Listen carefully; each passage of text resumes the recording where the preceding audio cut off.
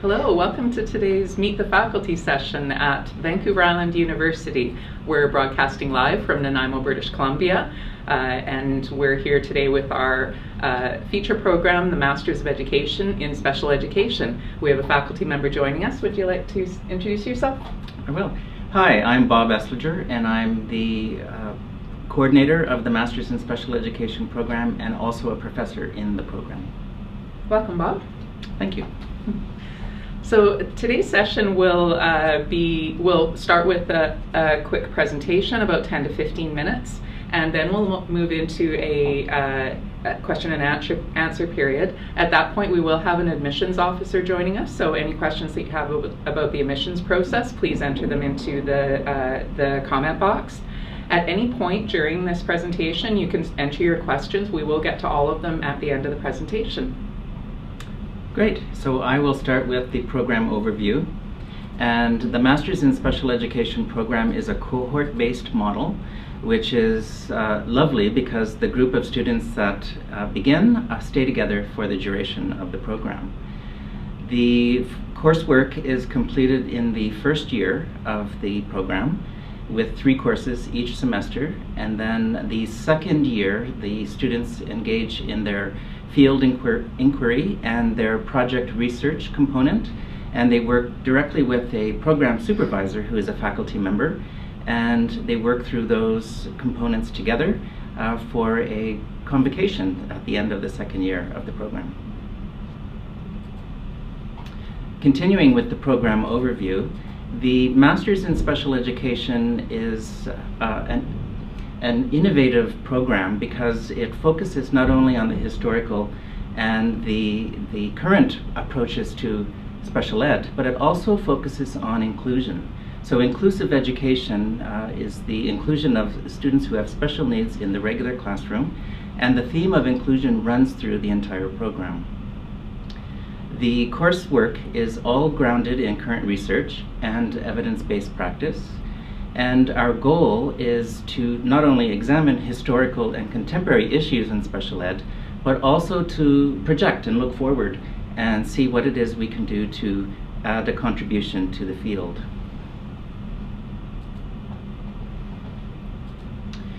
The Masters in Special Education program is a 40-credit program. Each course is worth 5 credits. And we have developed the program using 4 frames of reference. So the first frame is the context for development and learning. Informative assessment is the second. Responsive teaching is the third.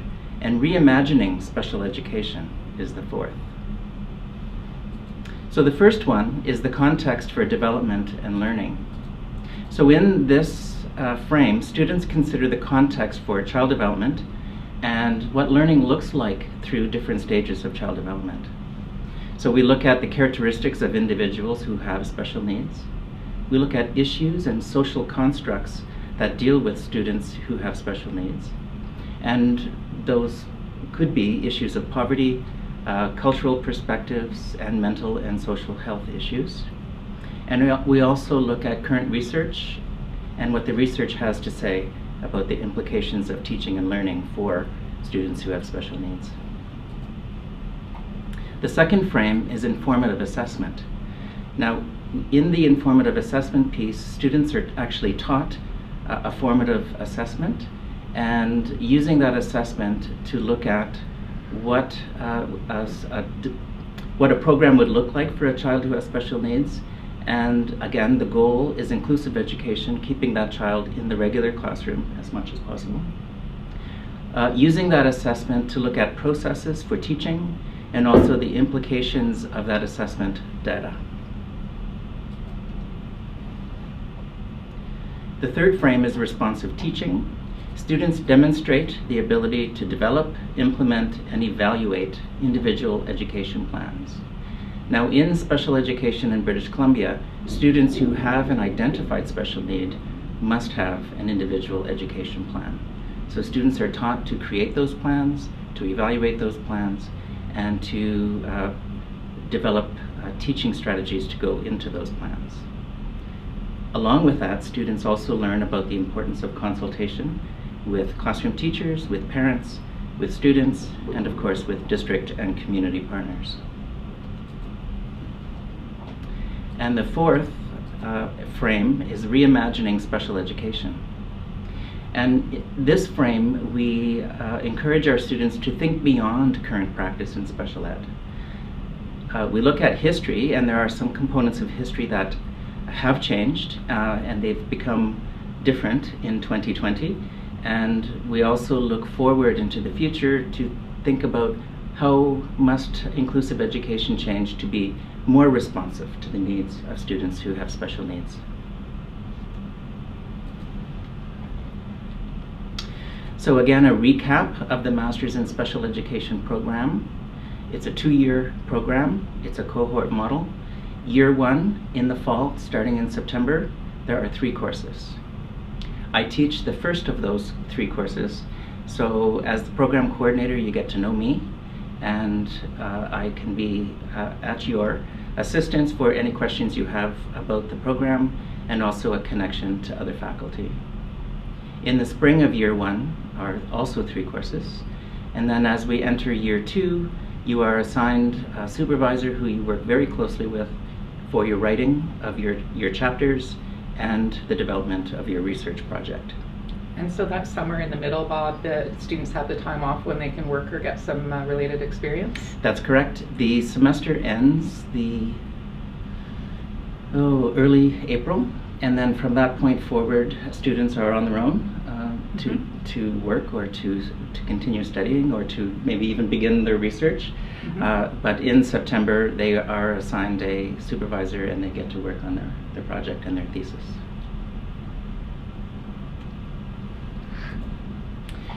So admission requirements for the Masters in Special Ed starts with the completion of a bachelor's degree. And ideally, students have a background in teaching, but that is not necessarily always the case, and I'll talk a little bit about that in the next slide. But a record of at least 2 years of successful teaching is preferred, because we do talk a lot about teaching and learning, and if there is a background in education, then it's a better launch point. But again, we have flexible admission. We look for 2 current confidential references, and ideally those are people who know your work and they have supervised your work and again related in some way to teaching and learning with children. Another component is the letter of intent, and this is your opportunity to tell faculty why it is you want to study special education, when you first became interested in working with individuals who have disability, and what experience do you have that fits into a graduate program, and again, the big focus is why special education, why a graduate degree, and even why VIU. I think that the letter of intent is one of the areas that we receive the most questions on when people are doing their applications.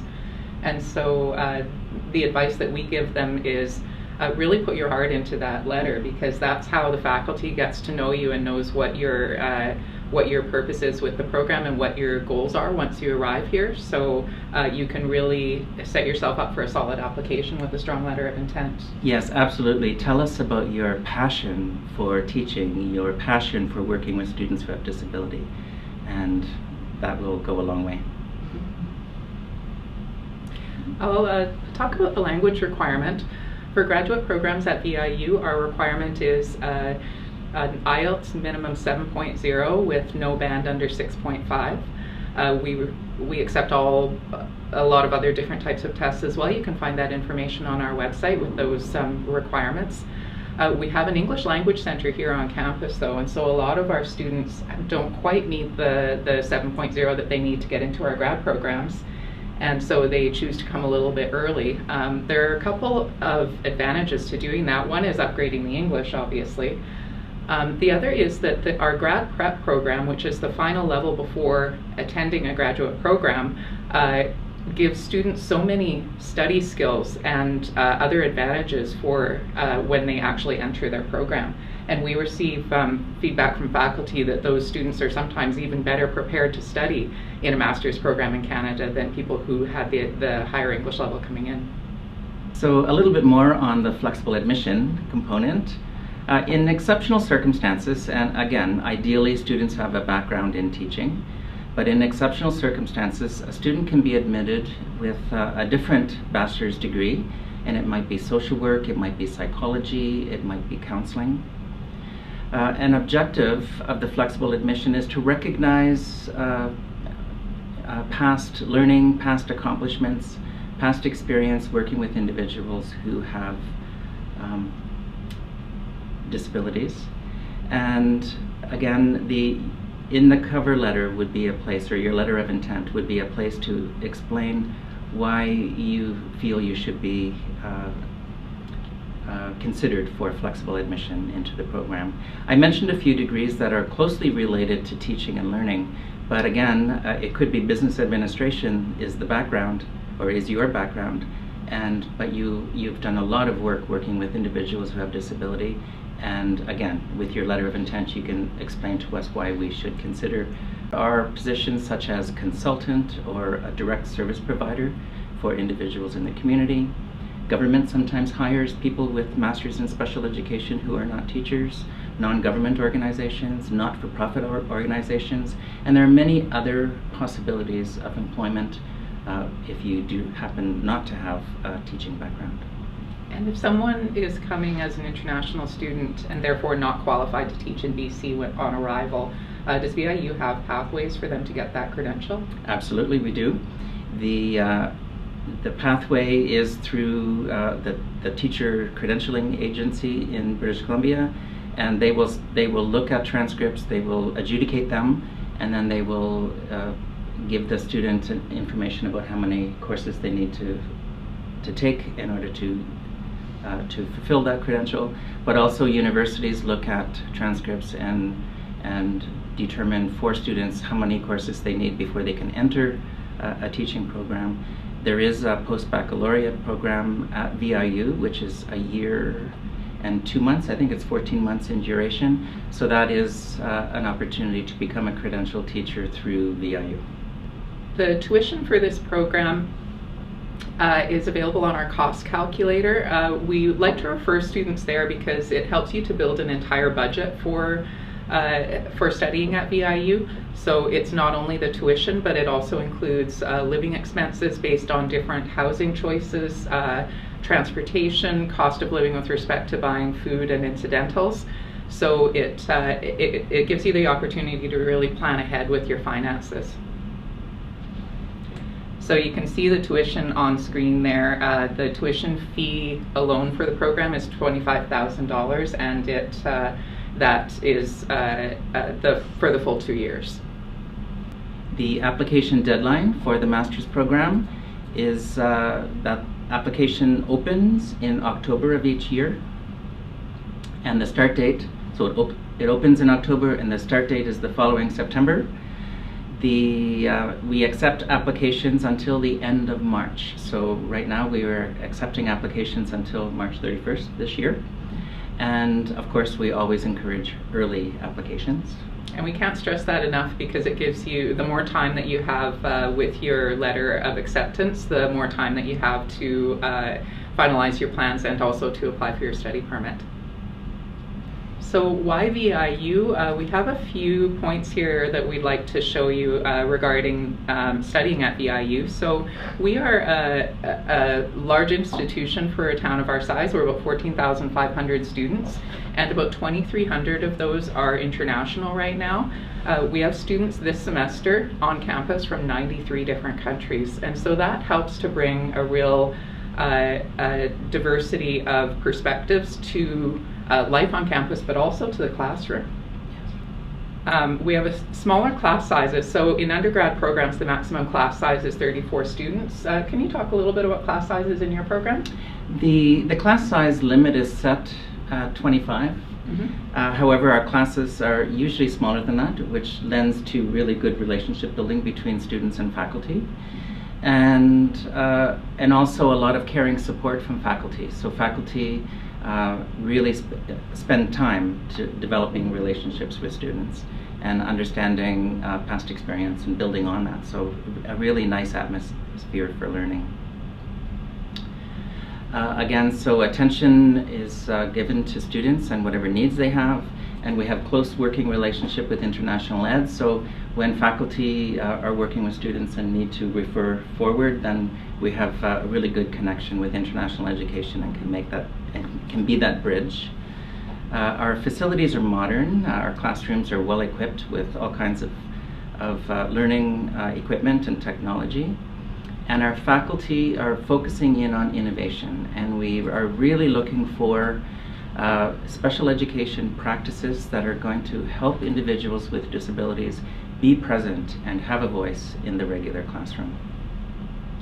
A couple of other things that I'd like to talk about. You mentioned that when students need help, you sometimes refer them to the Faculty of International Education. I'd like to talk a little bit about the supports available here.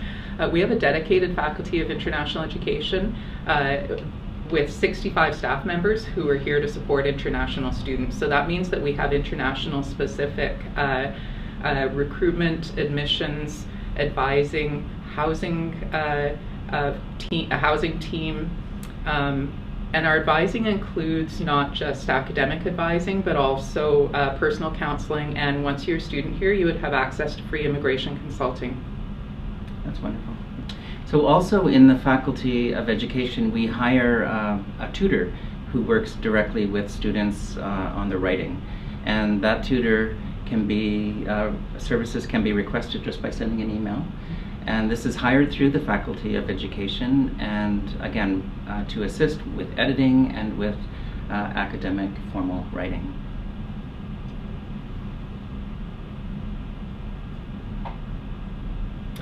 So we're going to move into the question period now, and we'll ask our admissions officer to join us. So we'll be back with you in just a couple seconds. So we have our admissions officer joining us. I'd like to introduce Karen Blackman, who's an international admissions officer here. Could you tell us a little bit about your job with this program?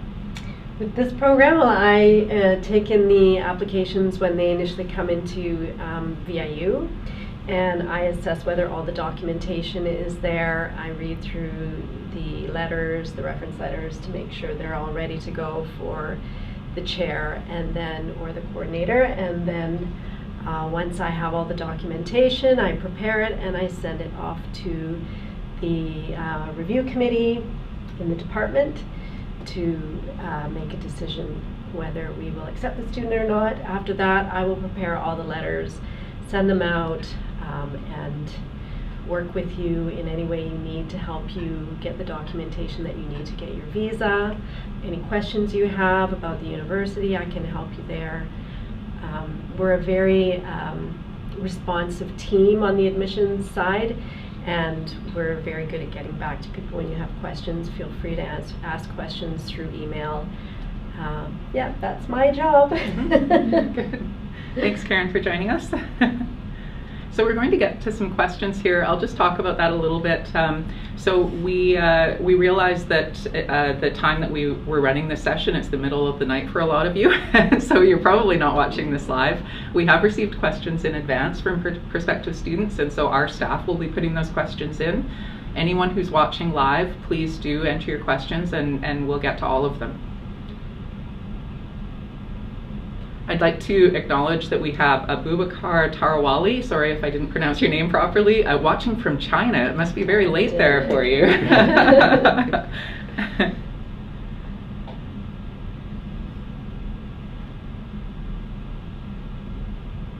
Okay, just scrolling down to the first question here. Okay, our first question is, what's the difference between the Masters in Special Education and the Masters in Educational Leadership? Because we have two programs under Masters of Education. Right. So I'll take a stab at it first. The Masters in Special Education focuses on the teaching and learning of students who have special needs in the classroom. The master's degree provides students with the education and the background knowledge that they need to either be a direct service provider in a school or in the community, but also to be a leader in the area of special education. So it's really focused in on special ed. Whereas the Master's in Educational Leadership is just that. It's a leadership degree, and the focus is on the theory and the practice of being a leader. Again, the focus is on being an educational leader, so people with the credential of a graduate degree in educational leadership go on to be vice principals, principals, and other kinds of district leaders. But there is no focus in that program on special education.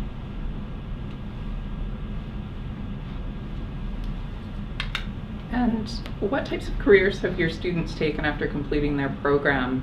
Is there any career support on campus to help them find work after they graduate? Formal career support, I would say not. However, faculty are always discussing with students in our program what potential options are for employment. And some of our students work as education assistants while they're in their second year of their program. Because they go to school maybe 3 days a week, and on those other 2 days the local school districts welcome people who are willing to come in to be an on-call and cover for people who are off sick. And you have some contacts in the local schools, right, that you can sometimes help connect people? Yeah, I have the advantage of just recently retiring from the local school district, so I know everyone. And so I can make some inroads and help students get connected with the right people to have those interviews and to get interviewed for a position such as education assistant. So that's one opportunity.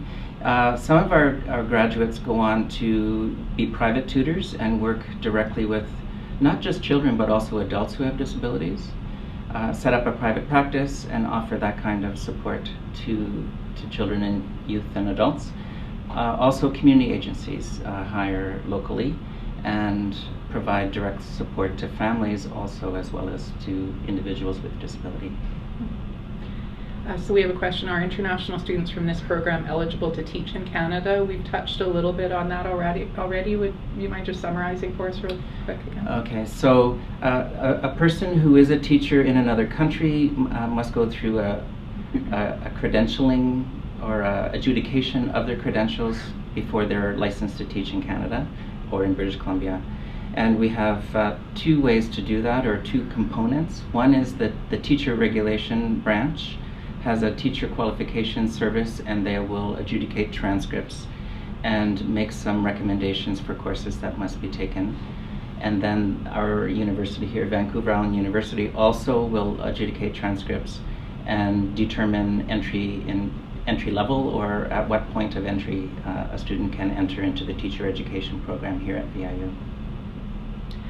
I'd like to ask Karen a question.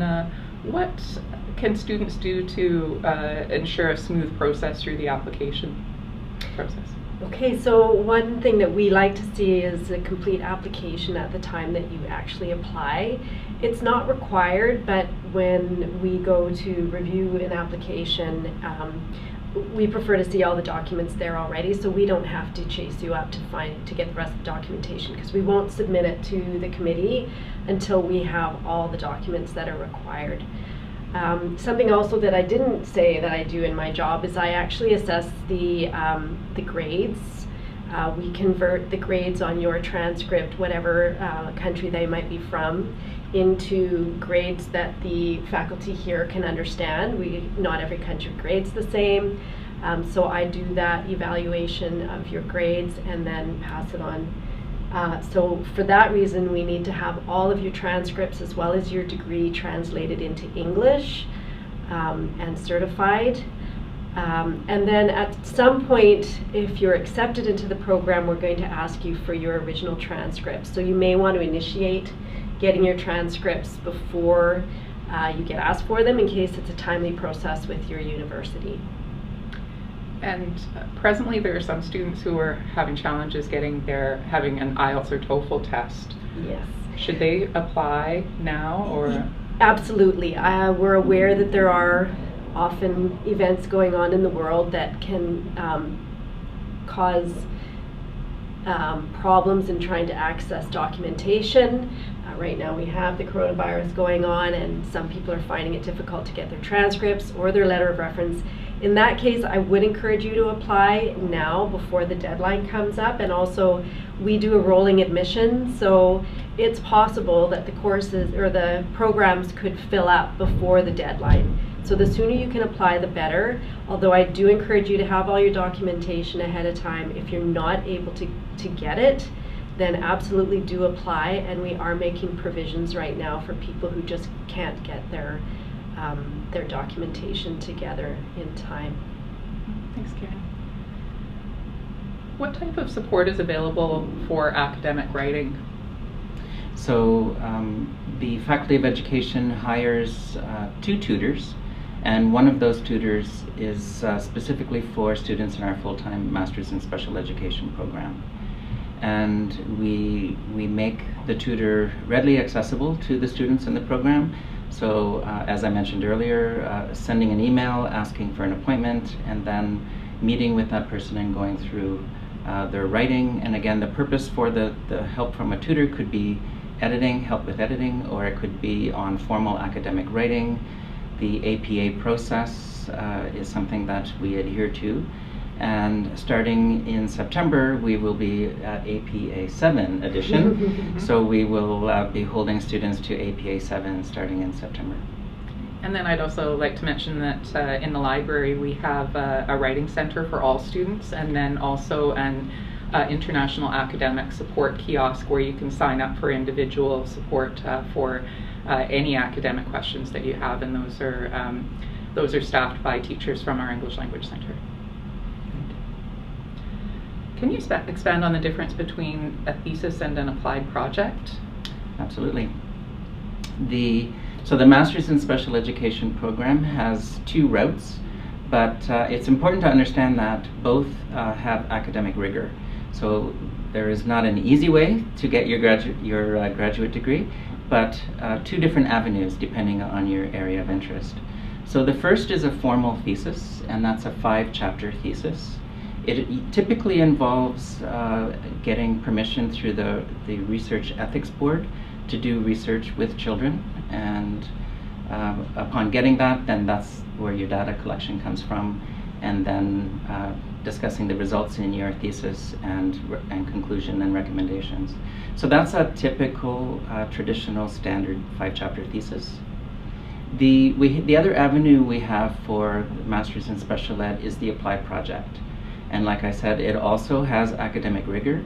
It is a 4-chapter thesis and an applied project. So the applied project can be, again, it's a contribution to the field, so it could be the development of a resource for teachers.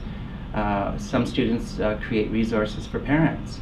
I know one student right now who's working on creating a evidence-based resource for parents who are coming to Canada and placing their children in BC public school, and how to negotiate that transition. You get questions about that all the time, so I'm sure that'll be very useful. That'll be a very helpful document. So the creation of websites, websites for teachers, websites for parents, those are examples of applied projects that are very important contributions to the field of special ed. Great. And do you have co-ops or internships or other opportunities for experiential learning? At this point, we do not have anything formal. However, as we mentioned, my connections in the local school district, I have this year undertaken a pilot project in which I have placed each of the full-time students in the local school district to job shadow the special education teacher.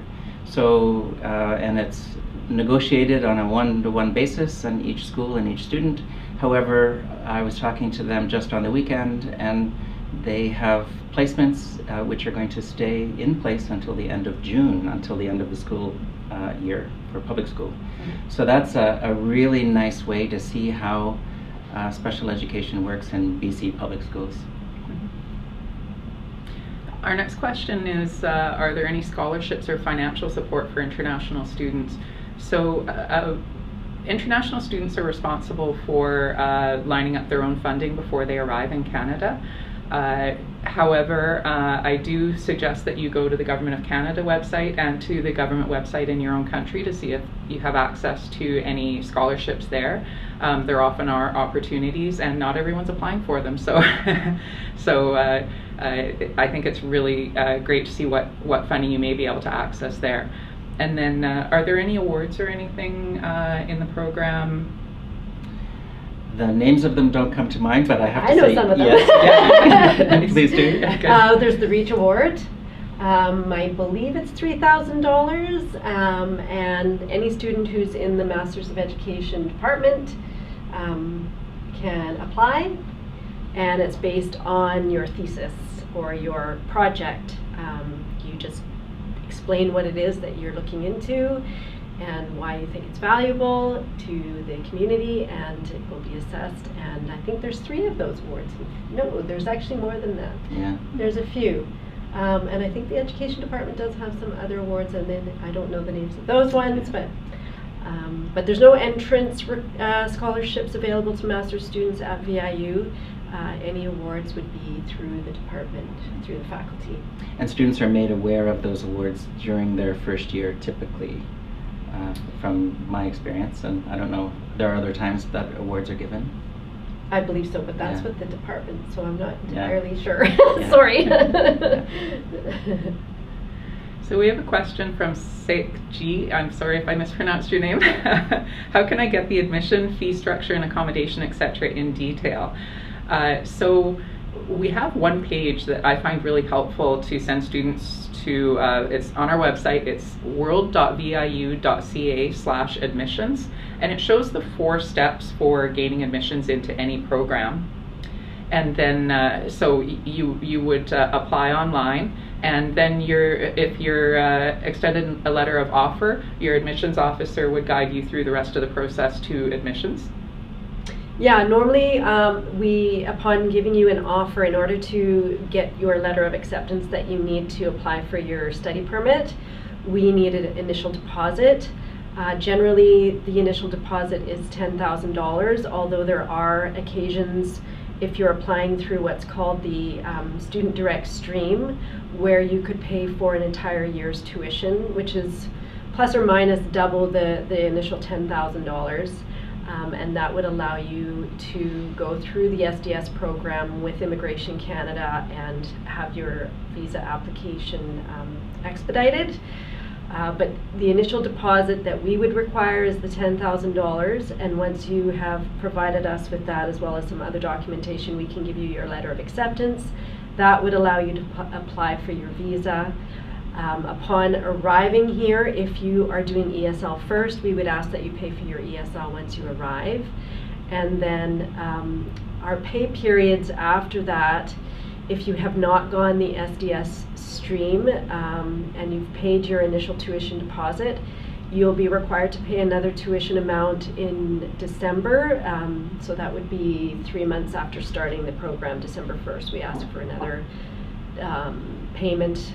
It's about roughly $8,500. And then in April of the following year, you'll be also required to make the final payment. So you actually end up paying for the whole program in the first year of the program, whether you're going the SDS route or whether you're going the normal 3-payment route. So by the time you're doing your thesis, you haven't got any more payments to make. Right. And in that period between letter of acceptance and arrival, there are so many supports available to you to get ready to move to and live in Canada.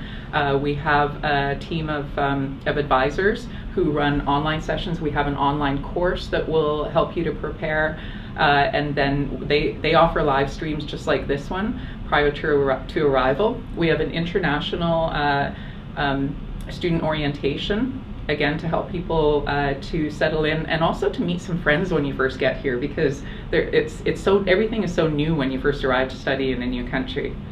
I'll talk a little bit about our housing as well. We have a lot of housing supports for international students.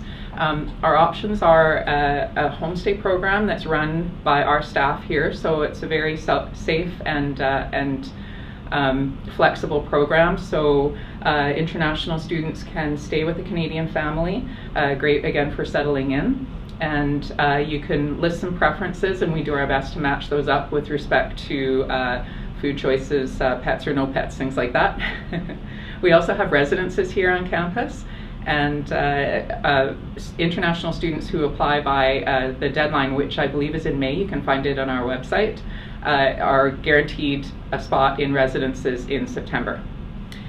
We also have support for off-campus housing. So that information can be found on our website, and we work with another website partner called Places for Students, and that's where students can find housing opportunities and also roommates while they study at VIU. Do international students have the opportunity to work in order to support their studies? So a study permit in Canada allows students to legally work 20 hours per week off campus and then full-time during scheduled semester breaks, so that would include that summer off in the middle. So yes, in this program, it's definitely possible. We suggest that students have financial planning in place to arrive here and settle in and realize what the academic rigor is in their program, because you would want to have your first priority be being successful in your program. Right. Ishmael, watching from Uganda, welcome in East Africa. Do you need to sit for IELTS academic? We do require proof of English level, either IELTS or another exam. I can actually speak to that. Sure. For Uganda, Uganda is an English-speaking country, so you would not be required to have your English. If you have your bachelor obtained in Uganda or another country where English is an official language, then we would not require the IELTS. Now, I just want to clarify too with that, being taught in English is not necessarily what we're looking for.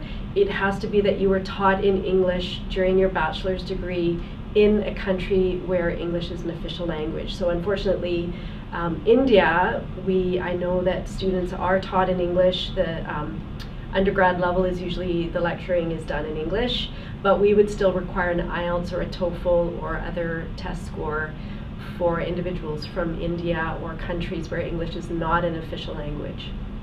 Thanks, Karen.